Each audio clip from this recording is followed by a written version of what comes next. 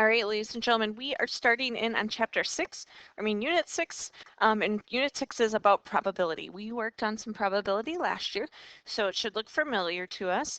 The first one we're going to review is the counting principle. So the number of possible license plates for a state is too great to count by listing them all out.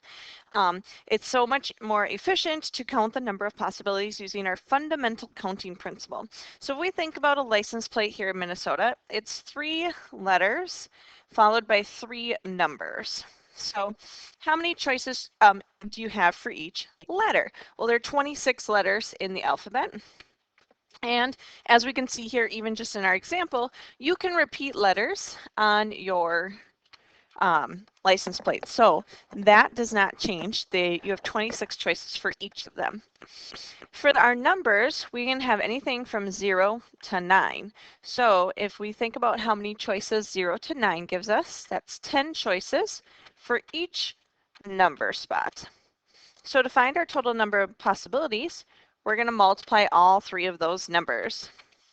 So go ahead and grab your calculators and take 26 times 26 times 26 times 10 times 10 times 10 and find out how many possible choices are there for license plates in Minnesota.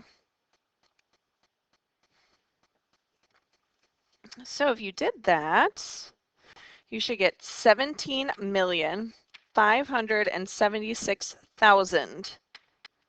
Okay, now remember, these are not even including specialty license plates. So things like if you have a DNR license plate, that would bring in a whole new thing.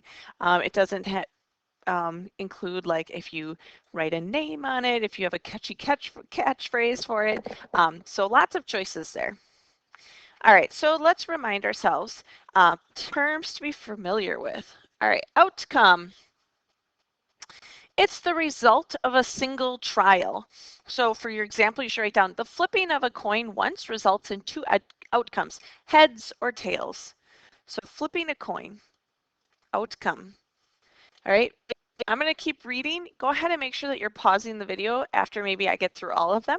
Sample space, this is the set of all possible outcomes. So think about this. If you're rolling a die, you have 6 possible outcomes. You have 1, 2, 3, 4, 5, and 6. Okay. Then event. An event consists of 1 or more outcomes of a trial, such as rolling a die, flipping a coin. All right. Independent events. This is the outcome of one event doesn't affect the other event. So like think about our license plates digits. Whatever I pick for the first one doesn't affect the second one because it can have the same thing. Okay, and then dependent events. This is where the outcome of one event does affect the outcome of the other event. So like if you take a piece of candy from a jar, you don't put it back and you take another one. Well, that first one's no longer there, so that does affect it. All right, like I said, go ahead and pause the video so you can get all those things written down. All right, so hopefully you paused and you got all those down. A sandwich cart offers customers a choice of hamburger, chicken, or fish on either a plain or a sesame bun. How many different combinations of meat is possible? So, independent events. Is this independent or dependent? Well, does what you pick for meat affect what kind of bun you get? No. So this makes this an independent event. So let's model this with a tree diagram. So you have chicken as a choice, and there you could have a sesame bun or a plain bun. So plain or sesame. So this gives you the choice of chicken on a plain or chicken on a sesame. Then we could choose hamburger, and you could have this on a plain or on a sesame.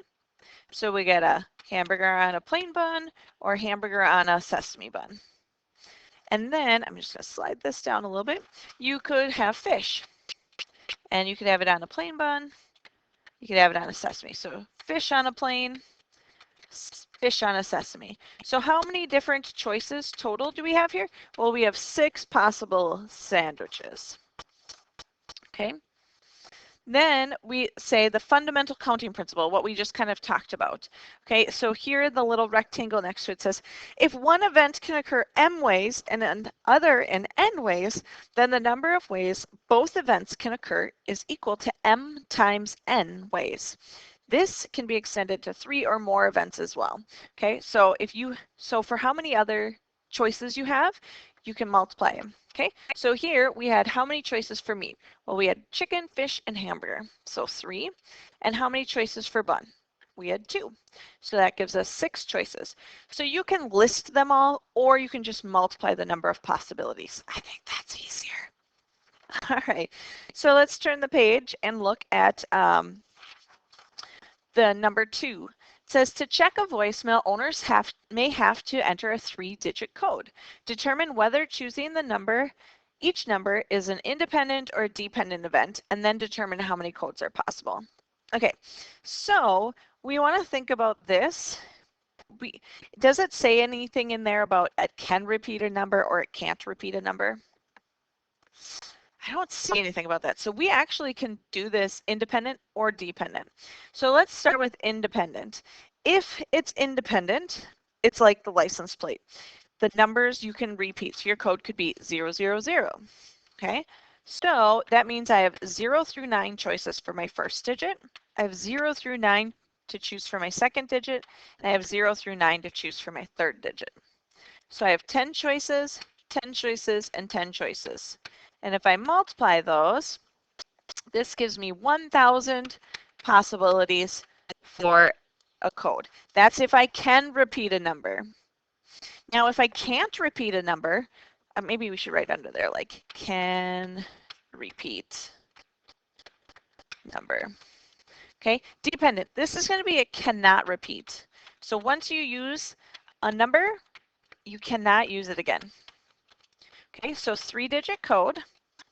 So I still can pick 0 through 9 for my first digit. So I have 10 choices here.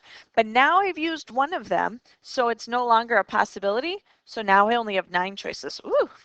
Okay, I only have 9 choices now. And then I've used a number. Now I only have 8 choices. Okay, so if you go ahead and multiply those, 10 times 9 times 8, you get 720 choices. So this could be independent if you can repeat, and dependent if we can't repeat. All right, Carly wants to take 6 different classes next year. Assuming that each class is offered each period, how many different schedules can she have? All right, so here, now you're thinking about class schedule. Can you repeat classes, like take math class 5 times a day? No. So then this has to be a dependent problem. Okay, you cannot repeat a class. So if you have 6 class periods, 1, 2, 3, 4, 5, 6, how many choices do you have for your first hour class? You have 6 choices. Now you've used one of those classes, so you only have 5 choices for the next one. And every time you're going to go down one because you only have one less choice. All right, grab those calculators. 6 times 5 times 4 times 3 times 2 times 1, 720 different ways you could have a schedule. Wow, that's a lot of ways for only 6 choices of classes. All right, so there's a little space there on your notes that you can write down any questions or concerns you have. So write those down. Make sure that you reach out. You're sending me an email. Don't wait to ask questions. Always ask them right away. So number 4 says, if a garage door opener has a 10-digit keypad and the code to open the door has 4 digits, how many codes are possible? All right, so let's think about here. Does it say if I can repeat them or not? It doesn't say that. So let's think about this just kind of like number 2.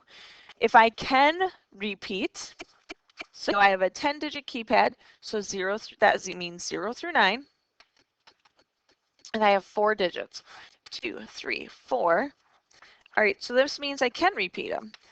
So I have 10 choices, I have 10 choices, I have 10 choices, I have 10 choices. So I could use 0, 0, 0, 0 or 9, 9, 9, 9. All right, so if you can repeat, you have 10,000 possible codes. Okay, so let's say now that you can't repeat your digits, so you can only use a digit 1. Well, you still have 4 spots that you need to fill. So you have 10 choices for the first one, 9 for the second digit, 8 and 7. So go ahead and multiply those on your calculator. 10 times 9 times 8 times 7 is 5,040 choices. So you cut your amount of choices like in half when you can't repeat a digit. All right, so each player on a board game uses one of 6 pieces. In the if 4 players play the game, there we go, how many different ways could the players choose their game pieces? Okay, so think about this. If I am picking the thimble, nobody else can pick that choice. So is this independent or dependent? This one's going to be dependent because whatever I pick is going to affect what the next player picks. So we only have 4 players. And there are 6 choices for the first person, but now they've picked one, so there are only 5 choices for the next person, 4 choices for the third person, and 3 for the last person. So go ahead and multiply all of those. 360 possible choices for the ways that we could pick those pieces. There we go. All right, ladies and gentlemen, reach out, email me if you have some questions. Otherwise, best of luck on your worksheet.